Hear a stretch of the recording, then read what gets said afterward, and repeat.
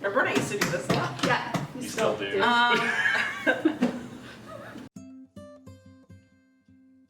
Hello.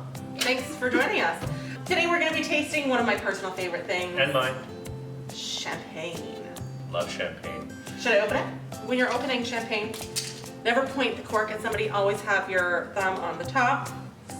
It's exactly 6 twists for the Six cage. twists, Yeah. yes. Don't point at your own face either. So, There you go. there we go. Oh, this Perfect. smells amazing already. Yeah. I love Pol Roger. It's so good. Toasty. Very toasty. Okay, Pretty good. thank you. Do you pour more for yourself? Usually, Oh, yes.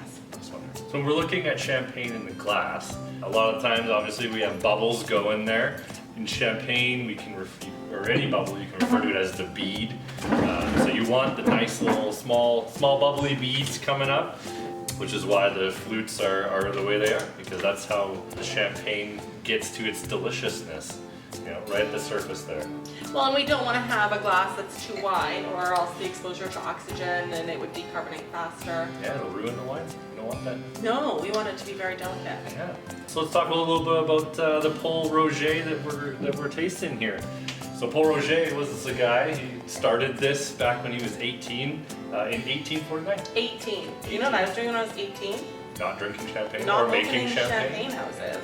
So in champagne, there are 3 grapes that go into it. So we got your Pinot Meunier, your Pinot Noir, and your Chardonnay. Yes. Yes, all 3 are in this one, in equal parts. But Adam, why is it white? Well, that's because they don't let Pinot Noir or Meunier sit on the skins.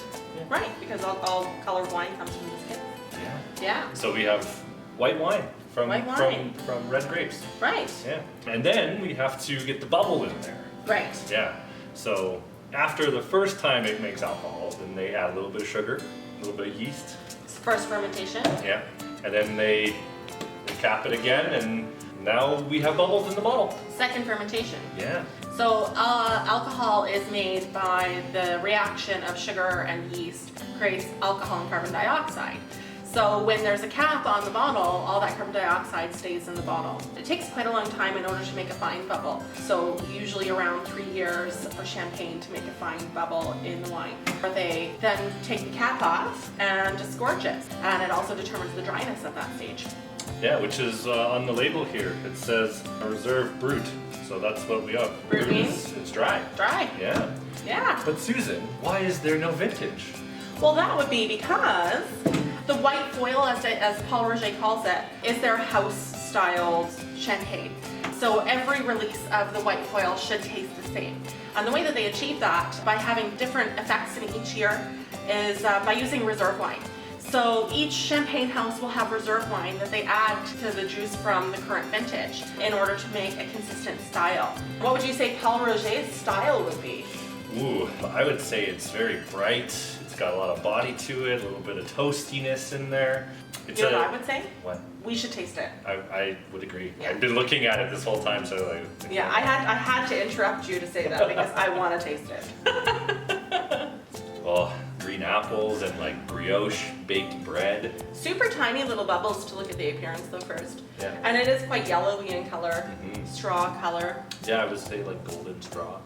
And so the toasty aromas come from that second fermentation when the juice is in contact with the yeast for an extended amount of time. Which is a nice Delicious. complexity. Yes, champagne's always very complex. I baked bread last night. Reminds me of it. Should we just drink it? Yeah, I think we need to taste Yeah. it. Okay. Champagne. There really is nothing like champagne. So unique. I friggin' love champagne. Yeah. So their winery from Pol Roger is actually located in Epernay, which is kind of the center of the champagne region, the heart, as they call it. Yeah. Their cellars are 33 meters below street level. How many feet is that? It's 109 feet. It's like 109 Subway sandwiches. It's a lot. It's a lot of Subway sandwiches. That's far. Yeah. This wine actually is so good, but it was served to Prince Harry and Meghan Markle on their wedding. Oh, nice. Yeah.